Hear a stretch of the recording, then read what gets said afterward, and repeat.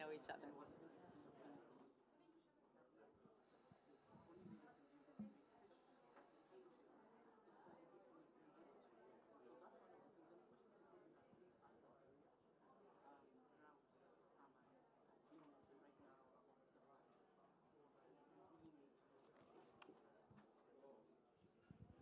Okay, I think we're gonna get started just because we do want to try and end on time, and we have a full day of programming.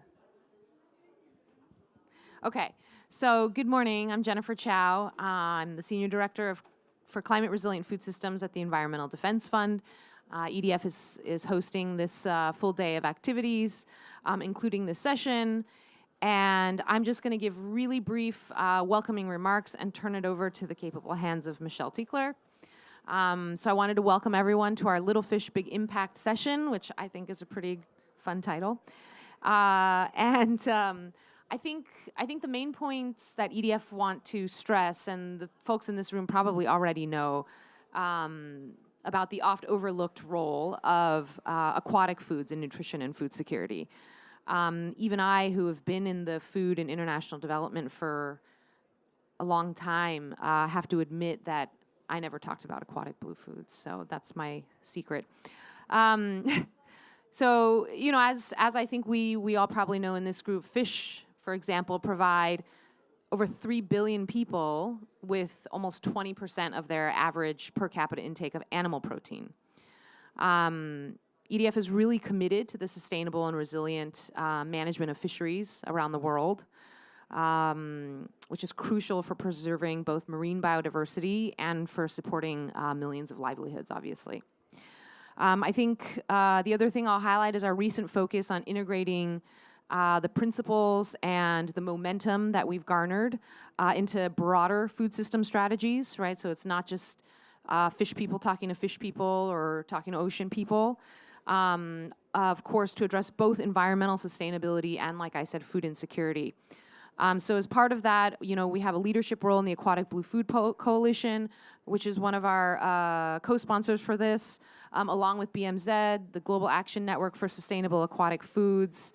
And we've formed the Aquatic Blue Food Coalition with partners like the Stanford Center for Ocean Solutions and Iceland at the UN Food Systems Summit. So that was also excellent to get that kind of recognition and exposure at a more traditionally non-blue foods kind of convening, if you will. And I think maybe I'll stop there and just thank everybody for coming and turn it over to Michelle. I'm trying to think in my head if there's anything administrative I'm forgetting, but I'll try to help keep us to time as well. And I think that's it. So, I haven't introduced Michelle. Michelle Tickler, who will be speaking and moderating for this panel, as I mentioned, is with the Stanford Center for Ocean Solution, but will soon be with World Fish, and is currently making a move to Malaysia. It's very exciting. Thank you so much for being a partner, Michelle.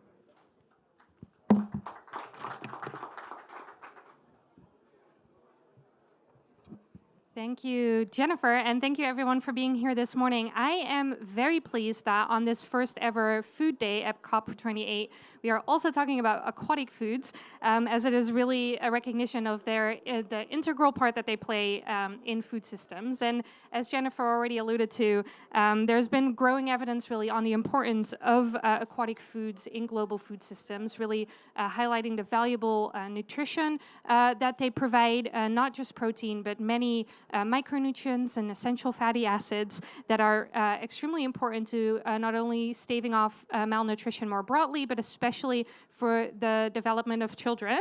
And then we've also seen growing evidence of the fact that aquatic foods actually can have a pretty low climate impact, but we also know that they really need to be managed sustainably in order to get that full potential there. And then we all, as Jennifer mentioned, aquatic foods really do support millions of livelihoods around the world.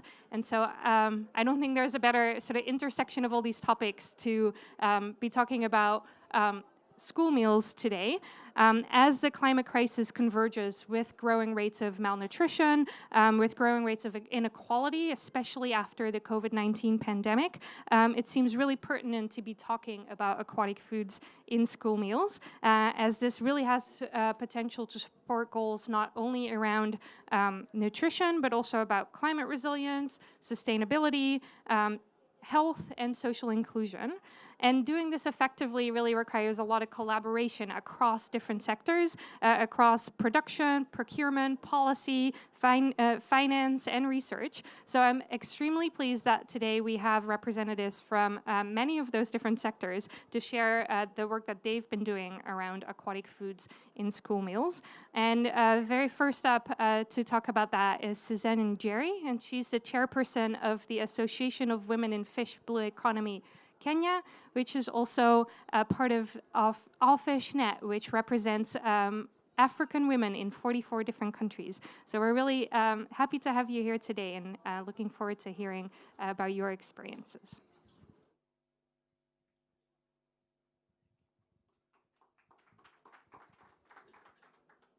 So thank you very much, Michelle. I doubt that anybody is contrary to the opinion that access to a healthy diet is a fundamental right. There is no, dispute that good nutrition is critical to health, well-being, economic growth, and the prosperity of individuals and communities. When I was trying to figure out what to say about this, I realized I don't think there's any country that would say they're 100% no malnutrition. It's either obesity, it's either anemia, it's either underweight, overweight. And so therefore, for me, transforming school meals through the locally aquatic food means that we will be improving the nutrition status of children. Many years ago, when I started fish farming in 2006, 2007, that was my dream. But people couldn't see and understand my dream. And so I did a project, wrote a project concept known as Samaki Kadogo. So Samaki Kadogo is actually little fish. And a lot of people looked at me and said, not possible. And the reason is, first and foremost, in Kenya, where I come from, 70% of the local population are traditionally not a fish-eating community. Then number two, in Africa, we want big fish. So why are you trying to talk to us about small fish? And I was seeing the possibilities of what small fish could do.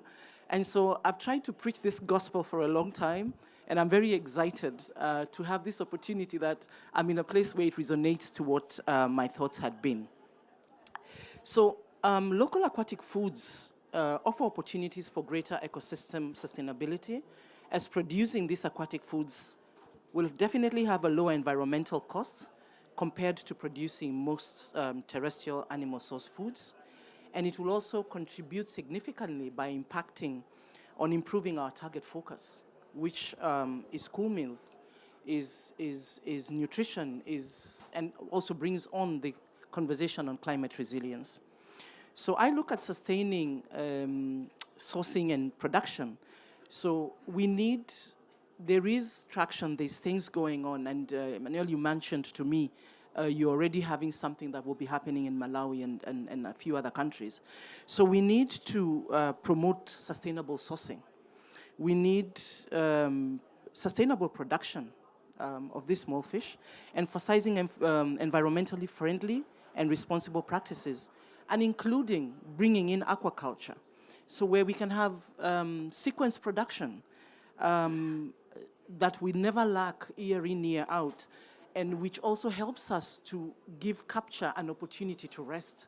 So aquaculture needs to be given the position, I think, in this conversation, because it can be a very good bridge to being able to help us achieve this holistically. Then, of course, we need to be innovative in how we are doing it. So if you come to my community or into the Muslim community, if you go to northeastern Kenya, they are not a fish-eating community. So you've got to be innovative in how are you doing it? It's got to be the in thing.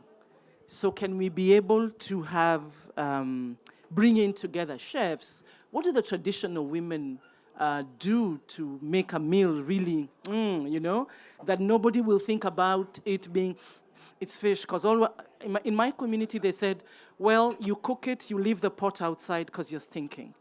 But how then do we, oh, you can eat it, it's yummy, it's good. So we need to think about how do we bring all these partners who can be able to make this the in thing. So, of course, we need to have training. We need to have capacity building into doing better products, food safety, hygiene, handling. Do we have the right areas to do that? We do not need humongous processing plants. We need very small aggregation centers where these women who have been doing this can be escalated into doing it even much better. Then, when we do our educational campaigns for people to own this process, to accept this process, let's just not position the meals and their benefits, but let's look at the importance.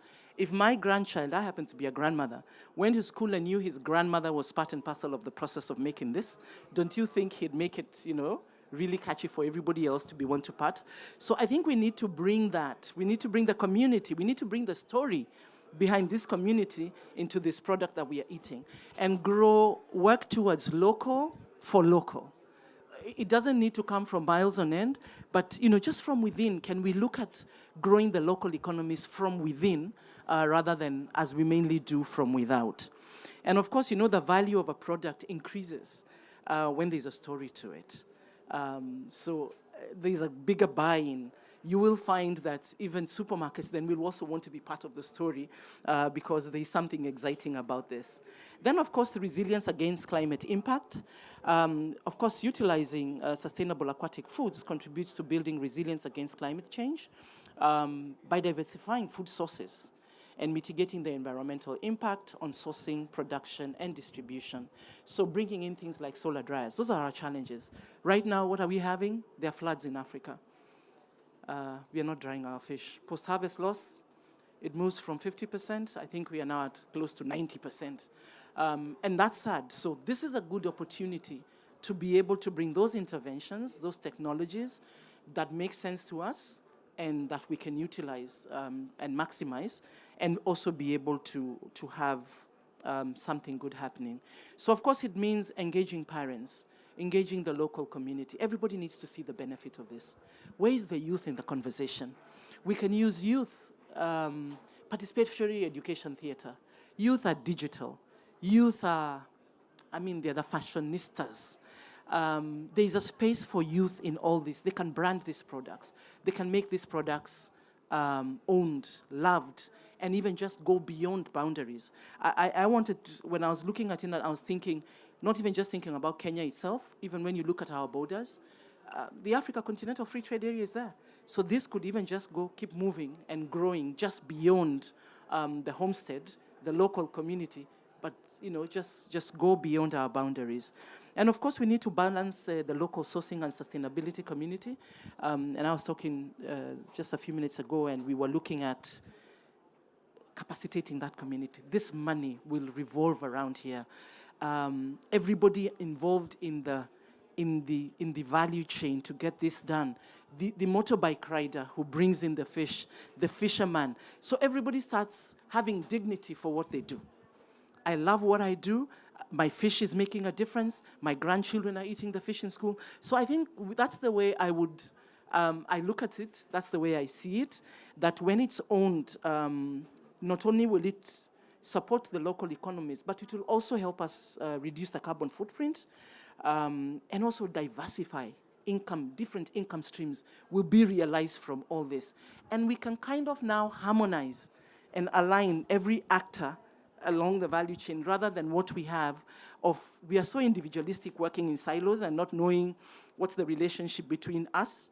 But I think finally here we can be able to concretize that. So for me, it's, let's not reinvent the wheel. It's been done. It's been tried. It's been tested. It's working. I was looking at the Nordic countries who've been able to put it very successfully into the local school for feed programs. FAO is now coming to do it in Malawi and somewhere else. So we don't need to sit down and start going back to zero. Who's doing it? Can we learn from there? Can we have collaboration? And then all we need to do is localize it. Do I want to add a bit of spices into mine? Do I want to add a bit of herbs into mine? Depending on what's the market. What's the end market looking at? What's the end market? What's the taste bud? On the Asian side, it could be spicy. On this other side, it could be the herbs. So can we learn from those who are already there? Because then that way means we have traction faster, and it means we have results in a shorter time. Then I look at a program that's just coming to start in Kenya by Lattice. They will be trying it out in 2 secondary schools. And in those 2 secondary schools, they're traditionally not a fish eating community. And it's nutrition for adolescents. And it's the small fish, omena. And so I'm really excited, waiting to see the response. And when I was last talking to them, it was, we are trying out to ensure the smell, to ensure it kind of, can we come up with something else? And I was saying there's so many things you can do, make fish paste, fish powder, make fish soup, you know. There's all these things that you got to think outside the box.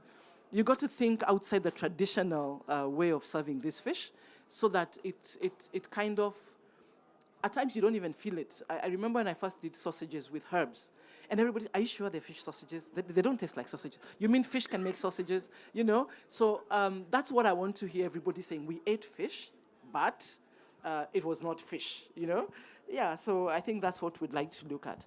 And of course, we need to advocate for more policy that supports climate resilient food systems.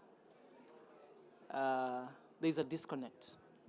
I am a practitioner, but policy and regulatory frameworks kind of move away from me. I don't know where to engage with them, because in most cases, we are the invisible in the room, and therefore, sign in and walk out, because people don't think you have something that you can bring to the table. So I think bringing us to the forefront, making us part of the conversation, would definitely be a very big plus for us. So finally, transforming school meals through the local aquatic food is therefore not just a need, but moral imperative, and the time to act is now.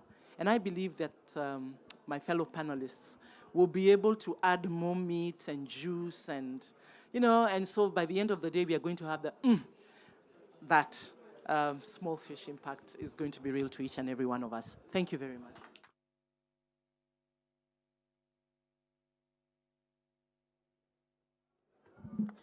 Thank you so much, Suzanne. If Aquatic Foods and School Meals ever needs a chief marketing operator, I'm sure you'll be first on the invite list. So next up, it's my real pleasure to introduce Paul Gorecochea. And I guess the disadvantage of being online is that I can't check the pronunciation of your last name ahead of time. So I hope I didn't mess that up too much. But Paul is the Director for Sustainable Supply Chains, Agriculture and Food Systems at BMZ. BMZ has been a great partner of the Aquatic Blue Food Coalition, and I'm really pleased to welcome him here today. So Paul, floor is yours. Thank you very much, Michelle. Thank you. I hope you can hear me and see me. I can't see you actually, but I hear you well.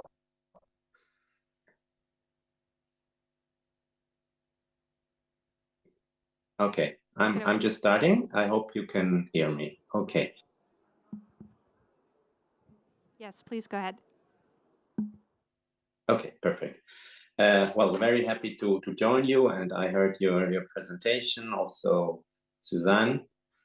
Very inspiring. I'm sorry I can't join you in Dubai, and I would have liked to be there, but you know, I've been there for 5-6 days, and so I had to head back. Anyway, it's a great pleasure to join this event. I think it's extremely important.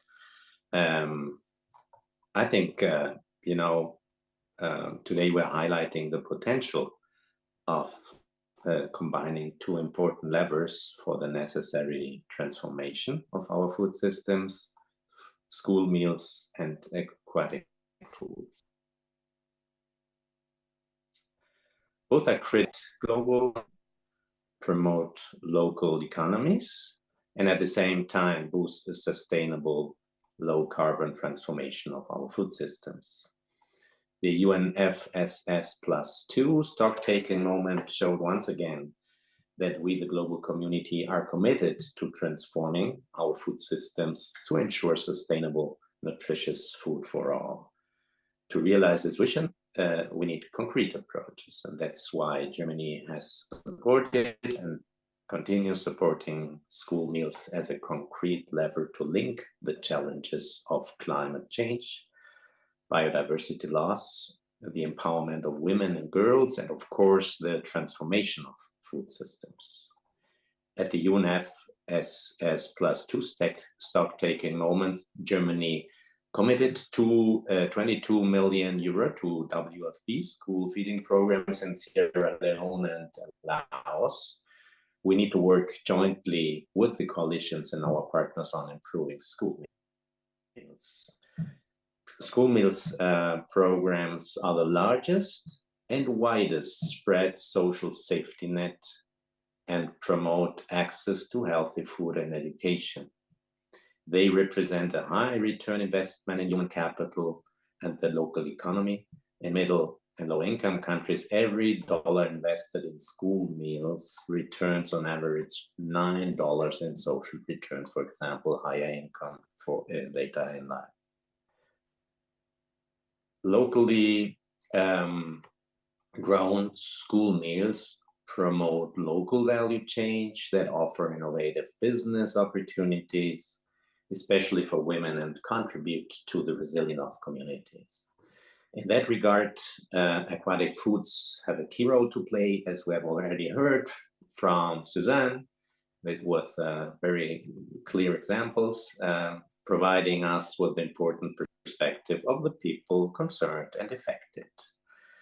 During the past years, evidence has accumulated that aquatic foods have much on offer to accelerate the necessary low-carbon, nutrition-sensitive, inclusive, and sustainable food systems transformation, and importantly, contribute to achieve the 2030 agenda. We should no longer ignore this knowledge, but fully integrate and prioritize aquatic foods into our discussions, into our decisions, and funding of development programs, considering health and food and nutrition security instead of siloing them and reducing them to their only economic dimension. My ministry, the Federal Ministry for Economic Cooperation and Development in Germany, has long been actively supporting sustainable artisanal fishing and aquaculture in its partner countries. Our portfolio in this sector includes operational projects with around 250 million euros, including a new program for sustainable aquatic food starting in 2024. With funding of up to 17 million euros. Joining the Aquatic Blue Food Coalition in 2022 was a further statement of Germany's commitment to promoting sustainably produced aquatic foods and small-scale producers.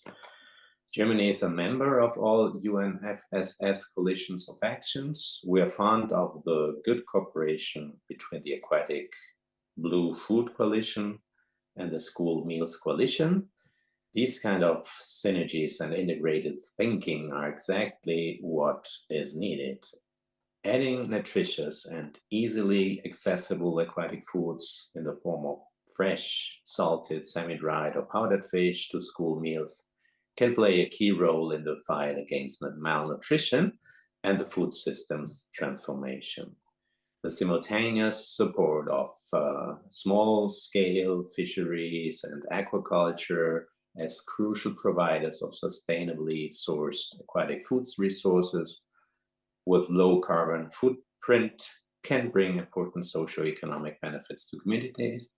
In our view, the integration of climate-friendly fish-based school meals into the COP28 framework provides an excellent opportunity to further raise global awareness of the potential of aquatic foods to contribute to global food and nutrition security and climate discussions.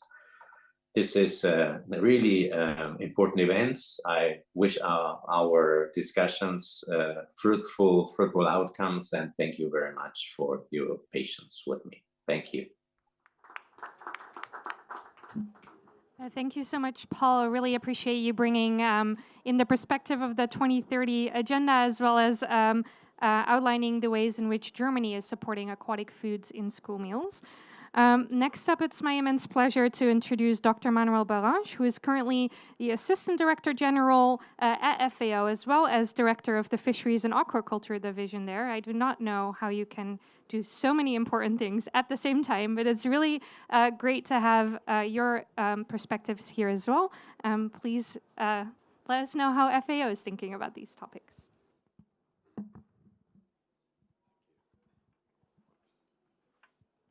Thank you very much for the kind introduction. And I'll start by just touching on something that Suzanne said, and that it's important to look at the whole value chain of fish. When we're looking at how to improve school feeding programs, it has to be done because we sustainably source foods, and therefore because we support the fishers. And, there's a full value chain that we need to take care of. And just one number for you to perhaps think about, and that is that between today and 2050, we will have 165,000 new mouths to feed every day. Every day. Of these 165,000, 105,000 will be in Africa every day. So it is a challenge to provide nutrition to everyone, and the school feeding programs is one of those mechanisms. So I think, oh yes, here it is.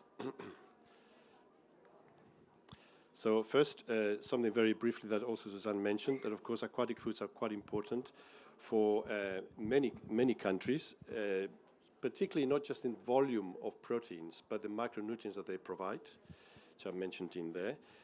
But for some countries, is actually the main source of animal protein. Some examples there: 70% of animal protein consumed in Cambodia, in Maldives, 50% in Ghana, 30% in Gambia, Malawi, Uganda.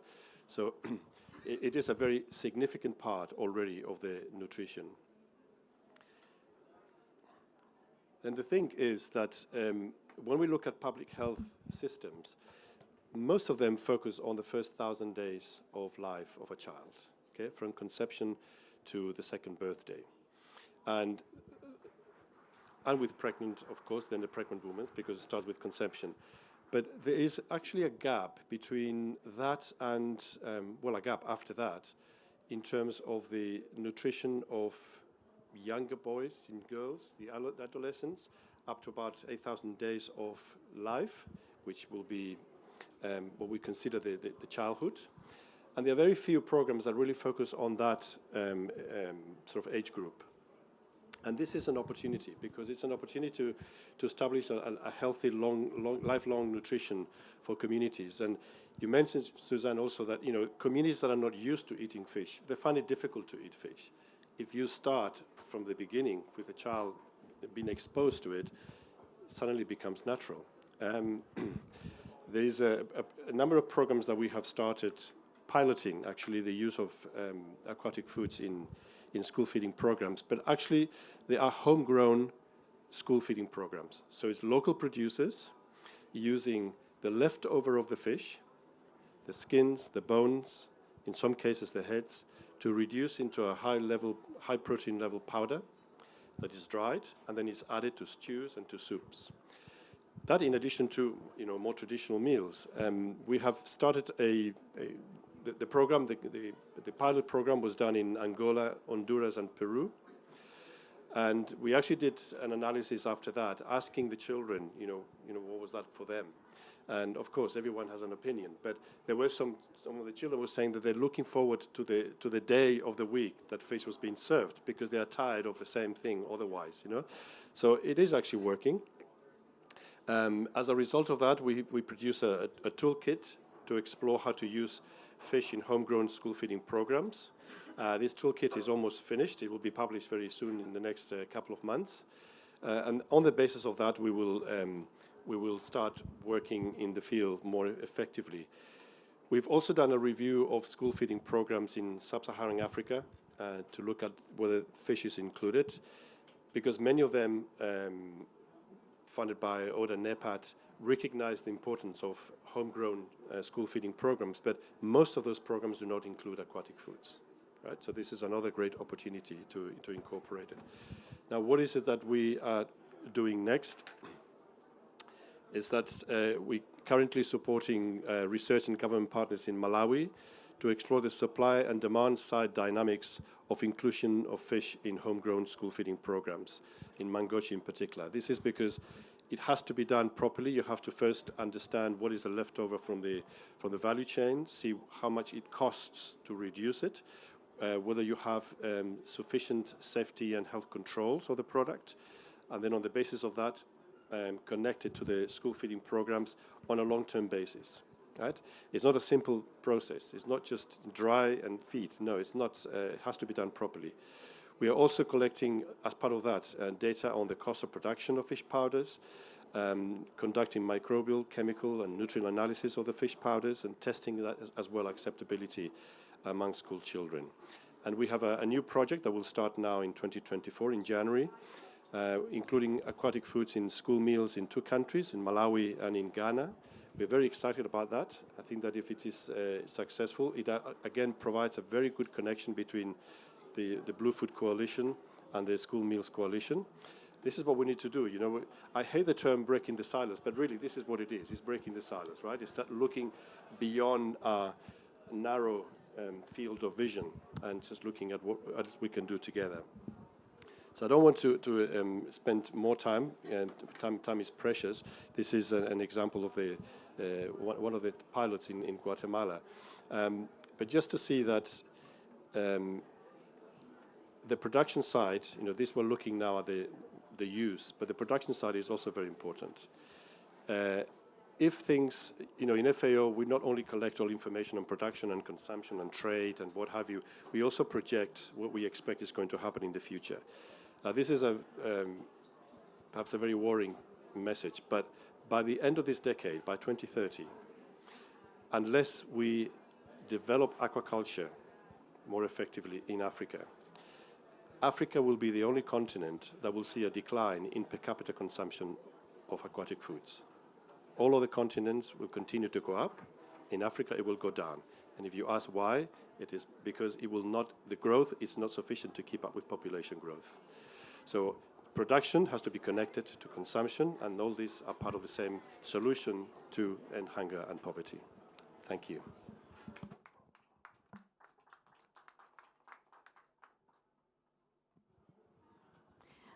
Thank you, Manuel, for first of all providing some of the global context in which we're talking about aquatic foods in school meals, and then giving such great examples of places where you're actually supporting programs on the ground.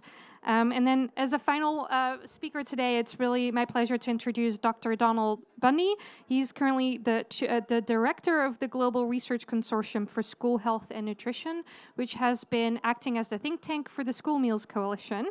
It has been my pleasure over the past couple of months to work with the Aquatic Blue Food Coalition and FAO on getting aquatic foods into the thinking of the School Meals Coalition. They had a really successful launch of a big report on nutritious and resilient and sustainable school meals 2 days ago. So I'm looking forward to learning more about that.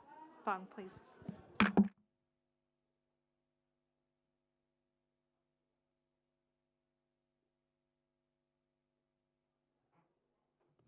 Well, wow, thank you very much indeed. I thought I was going to have a really tough job explaining what school meals were and so forth, but everyone's done that. It's been brilliant. Thank you very much. You know, it was great to sit down. Suzanne, I have to say that you really got this idea going very well, talking in the context of Kenya. I mean, you said school meals, actually almost the first words out of your mouth on this, so it was really helpful for us thinking about that, because one of the outcomes of the launch recently is that Kenya has announced they're going to increase their school meals coverage from 2.5 million children to 10 million children over the next 3 years. and they've allocated the funds for that. And as Suzanne said, will they include fish in that is a good question, and that's part of the thinking, and I'll go into that. But I also wanted to say then, Paul from BMZ talked about the alignment between the Blue Food Coalition and the School Meals Coalition, and both of which were born on the same day in 2021. And that's again something that we're actively discussing. And then, Manuel, I have to say that with FAO, we're partners, of course, in the FAO Knowledge Hub on school meals. But this other material that you were talking about was great news to me. The homegrown school feeding surveys you've done, you're about to publish a report on, as well as the programs of introducing fish as part of school meals in Malawi and Ghana. So, wow, we were talking a bit before about the value of these meetings as connectors. I really think this is terrific. I'm going to just give a little background on if I can make this work. Yes, this is the School Meals Coalition. This is the School Meals Coalition structure as it stands. The School Meals Coalition is the biggest consequence of COVID institutionally. The world decided to shut all its schools, except Sweden and a couple of other countries, putting 1.5 billion children out of school on more or less the same day, which had terrible consequences. This is what economists call a counterfactual. What's it like having a world without school? Well, the answer is that children between 5 and late teens suddenly find themselves not being educated, obviously enough, and it turns out that that's a really bad thing, and most countries are still suffering from the consequences of that. But there are all sorts of other sociological consequences and health consequences because these children are reached through the school systems. That's the way we do it, and other ways of doing it are either much more expensive or just don't work. So that was a very big learning for the world, and it's heads of state who are coming forward to join this coalition. This is not a trivial thing. This is a government-led global action to rebuild. And this includes, as you can see, this includes the US and China and 38 countries in Africa and the African Union and the European Union. And this is not a small thing. This is a huge activity that's going on, such that last year this group fed 420 million children. 420 million children every day that they were in school received a school meal. That's our constituency, and you were hearing how important that is. That's young people. What they eat at school will carry in their minds with them. Their relationship with food is established at that point. It's pretty obvious. It's true for all of us. We know we remember these things, right? And the question is, what's the influence you should have on that? What is the right and wise thing for children to learn about that? And who's going to pay for that? This is the other big reason that this is a very powerful coalition, because here we have 420 million children fed every day, a $48 billion a year industry, 98% of that covered by domestic funds from the countries themselves. This is not an externally implemented program. These are national programs that countries themselves are taking account for. And that's why it's so powerful. So when countries decide they want to do something, they are the ones that hold the policy levers for those changes. And in order to be clear on what they were going to do, they set up this, as Michel said, a think tank called the Research Consortium. So the bosses of the Research Consortium are the countries. And just to say to you, it says 95, actually it's now 96, and this week Uganda joined, and that's what it's like. Every week there's a new country comes in. There's a tiny secretariat in London, which I'm part of, which I lead, and which coordinates these communities of practice which are global. each of these is very different. If you look at the things they do, they're looking at impacts, they're looking at value for money, they're looking at case studies. But these are communities of practice that are truly global. And one of the things, you know, the co-chairs of this activity are President Macron of France, Finland, and President Lula of Brazil. And I can assure you that we work very hard for this to be a truly global, not northern-dominated process. And that's not easy to do. That's something we need to work on very hard together. And I'm hoping, talking to you, many of you will join us and help us get straight on how to do that. But this group, there's one community of practice here, the Diet and Food Systems community of practice, that's particularly relevant to this group. And this week, as Michel mentioned, we launched this, School Meals and Food Systems. And it's online, and it's a working paper. We've been discussing it with partners around the world for a year now. This is written by 85 organizations and 160 authors, and that's not us trying to show off how many people we know. This is because it's just so complex. It's just so complex. You know, so blue food is in here, but that's of course just one of the key issues that we're trying to cover. But we have to cover it well. We need you to join up and be part of how we think of that. And the big message that came out of this, the big message, or the two big messages, one is that you can change school meal policies overnight in most countries. The governments hold the levers of change. They hold the levers for the food for these are at least a third of the meals that all children are receiving in those countries, right? This is a really influential part of the dietary experience of kids. So you can really affect their relationship with food. You can also address issues around waste, what's in the menu, how much fish is in the menu, for example. You can address issues about the way the food is cooked, the energy that it's used. And because they're in schools, you can actually educate the children. That's the point. You know, the context is excellent for this, and that's our role. We're not claiming to change the world, but we are claiming that these programs can change children and change the way children think as they grow, learn, and as they grow up, and what their dietary preferences become as adults. And the second part of all of this is that the demand for these programs, remember it's a $48 billion a year program, the demand for food can also change the way that people think about food production.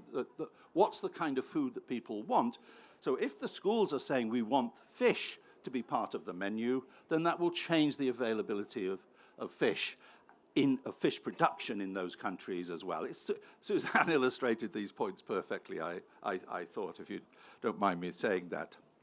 So then let me make a final point specifically about how aquatic issues are dealt with in this working draft, right? We're very, very serious that we want, even as it now exists, we want to change and update what's going on. So we certainly want to cover the FAO new report yeah, exactly. Yeah, I'm hoping to hear that. That's excellent. So I think all of the things here you know more about. You're better informed than I am on any of these. But these are the kinds of points that we do make. We'd like to make them more clearly. We need your advice to do that. But let me say that this is none of this is simply aspirational. And the example I like to give is Nigeria. So Nigeria has just gone from 1.5 million children being fed every day to 10 million children being fed every day. It's over a 3-year period, entirely paid for by Nigeria, by the state governments and by the federal governments. And you will be interested to know that currently Nigerian school children are consuming 98 metric tons of fish every week as part of that program. 98 metric tons. For me, that sounds like quite a lot of fish. every week as part of the program, and that's their program. They designed all of this, and that fish, as I understand it, nearly all of that is in ponds, freshwater fish that's being produced by smallholder farmers. Suzanne, I make the point, and that's part actually very much of the diet in Nigeria. Fish is a very strong component of the protein sources, of animal protein sources in Nigeria, so perhaps it was an easier sell. But there are lessons to be learned from all of these things. So what I want to say is there's a real opportunity for change. We love your ideas. We would like to hear more of them. This is there are various ways you can join us. You can become part of those communities of practice. In particular, that's of great value to us. So please, do help us, do join us. Thank you very much.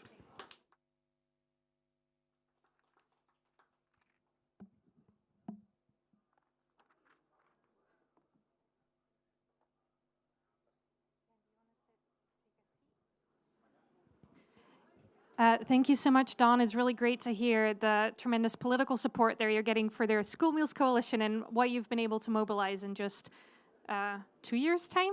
So congratulations on that work.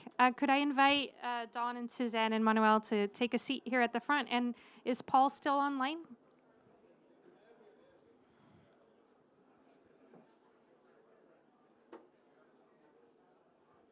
Maybe not. Okay.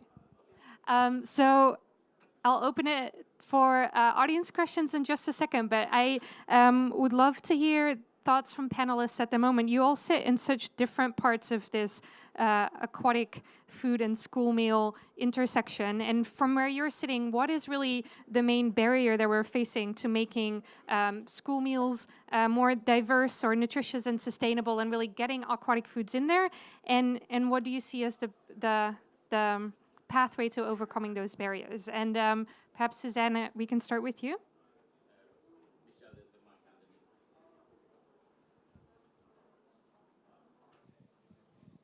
Thank you. So I see two barriers from where I sit, and this I specifically speak for Kenya. One, mindset change. Culturally, we eat fish when we are adults, when we've left home, because you don't feed children fish because the bones will get stuck in their throats. Because we are not a fish-eating community traditionally. So I think the mindset change. I think we need to bring just not only the communities, but the schools, the principals need to understand that the change, the shift in bringing aquatic foods does not mean a change in their budget for food. It's just replacing this protein with this protein. And the best way to do that is also bring in the practitioners. Kenya had the economic stimulus program in 2009, 2012, 48,000 fish ponds. So there is aquaculture on ground. And so we can tie in by saying local production, local consumption, and also just bringing in the fact that you can be able to do, rather than big ponds for those who don't have space, then the youth can be able to do raised ponds production. And so everybody gets connected and involved. And like he said, the cost. I think that the greatest worry every time, even for me, as a small-time producer, in terms of I'm doing value addition, is the game of numbers. The cost of producing the fish powder, the fish paste, is a bit of a challenge. So that's one. So the second thing is a resource. Knowledge, how best to do it, the technical expertise in terms of nutrition plugging into us. When I went into value addition and I asked the university, and they looked at me and said, fish? Everybody wants to talk about meat, pork, everything else, vegetables, and nobody thought fish was a conversation that you could have. So I think we need to bring the technical aspect to be able to support us to be able to do something of quality. And of course, the finances. We need to scale up. The producers need to scale up their production. It's a capital-intensive business. You need to feed this fish. You need to have the infrastructure. So can we be able to scale up? Because if you changed from the 3 fish per meter square as is advised, you could go to 8 fish per meter square because you're working on smaller size fish. So there's the game of numbers and the mathematics and the value it brings, but we then need to look at how can we invest in these actors, many of whom are women and youth. We might not necessarily own the land, but we are allowed by our husbands to be able to, it's his project, but I am the manager. So if we can be able to do that, of making sure that this resource, the finance is there, help us to convert our businesses, our everyday to-do thing into a business, formalize, then I think we would be able to have a lot of gains. Again, investing in equipment, the basic equipment we need for production, so that we can be able to meet the safety and standards. Traceability, we can have the same conversation, bulk buying by the power of association. So those are some of the things that I see would quickly turn the game around, and just having the school community, the school leadership, government leadership, sitting in a room where all they're doing is tasting the various recipes and seeing the value of how it would go into their children. Thank you. Thank you. And Don, can we ask you the same question? Main barriers and ways to overcome them?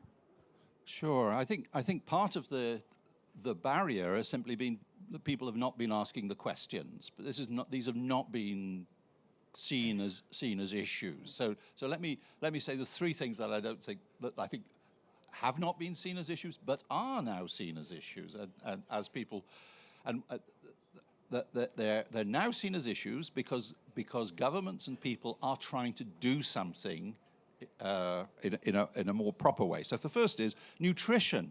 Really, people didn't care about the nutrition of school meals. If you look at most of the historic stuff, it's all about calories and hunger. I mean, but the idea nowadays, clearly, we see nutrition as fundamental, that the school meal is meant to be nutritious. And so we think about the roles of aquatic food in that, then it becomes very important.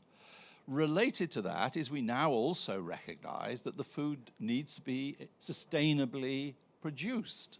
We now recognize the vital importance of that. And this puts, again, much more highlighting, I think, on the role of aquatic food as a part of sustainable production. And the third one is straightforwardly investment. Now that governments really are saying universal school meals, we really must do that. And let me just say, in case anybody thinks universal school meals is not a real goal, India feeds 90 million children every day, and they pay for all of that themselves. Right? 90 million. Every child in a school is entitled to a free school meal in India. I'm not going to say these are excellent meals, or I'm not, that's a whole other set of questions. But the idea that we can support all our children is well, and Brazil does the same thing, right? So I could go on a list. It's not just rich countries that do it. And the point is, it's a really good investment. Investing in our children has always been our best investment. And the idea that the well-being of children leverages the trillions we already spend on their education, for example, all of those stories are now being much better understood. So people are interested in giving a nutritious, sustainable meal to all of their children, and that means they need to think carefully about how do they afford that, and what are the key components. And it looks to me like fish and aquacultural products are key to that. Terrific, thank you. Paul, online, same question for you. What do you and the German government see as the main barriers for getting aquatic foods into school meals, and how can we overcome those?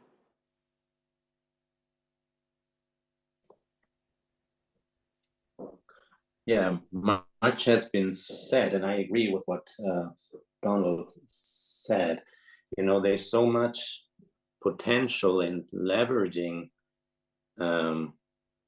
nutrition and aquatic foods, in terms of you don't need to cover additional finance because it's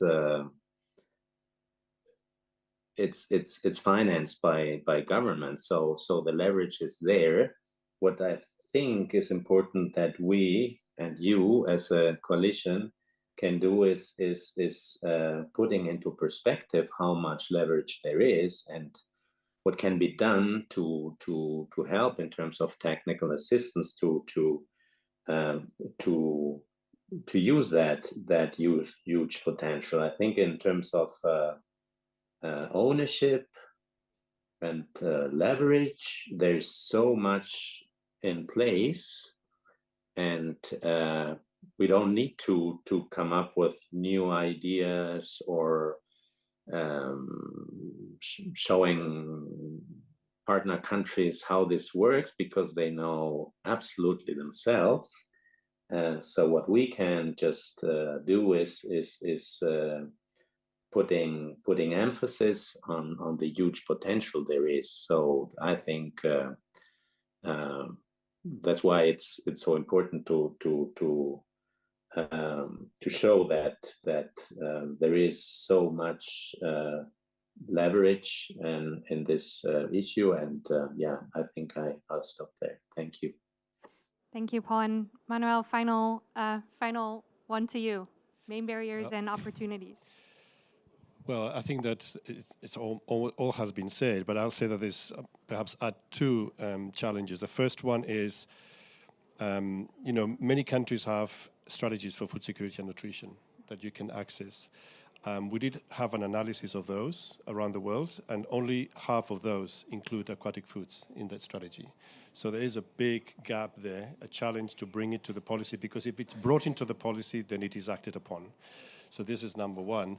Apart from that, really, the biggest challenge is always between your left ear and your right ear. It's the mindset.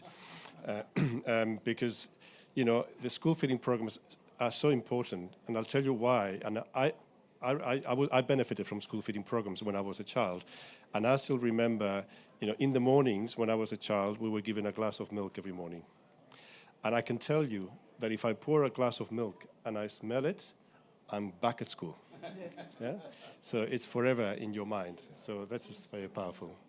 Thank you. That's terrific. Thanks so much. I want to thank, unfortunately, I think we're running short on time. Yeah. Sorry, was that a question? If it's a short one. I was just wondering what's the role of teachers in this? I can repeat. Yeah, I can repeat that question. So the question is, what is the role of teachers and teacher unions in this aspect of school meals? Any quick final thoughts on that? Well, it's absolutely central. I mean, schools entirely depend on teachers. I mean, it's fundamental. And teachers need to be on side with this. They need to see school meals not as a nuisance, but as a solid part of how they're helping the children. So it's very important that there's good understanding from the teachers of this. This isn't about hunger. This isn't about not having hungry children. This is about having children who are eager and able to learn, and then teachers see this as a positive part of the day. And in many countries, teachers also benefit from the school meals, which is a good thing. And in the best managed school meals programs, the teachers and the children sit together, and it's also a sort of socializing part of the thing. So I don't want to sound too perfectionist in saying that, but there's all those positives. Yeah, okay. I'll wrap up. I think our panelists need to leave, but thank you for that excellent question. I want to say just thank you to all of you also online for your insights and contributions. We at COP28 here are seeing a lot of momentum around food and around oceans, so it's really exciting to be talking with all of you about the intersection of those things. I hope we can continue to ride this momentum into the future with more partnerships on aquatic foods and school meals to overcome these barriers that you have all highlighted around innovative solutions, knowledge gaps, financing, rights holding. I think in my mind, school meals and aquatic foods really no-brainer for thinking about sustainable, nutritious diets. So thank you so much and enjoy the rest of your food day.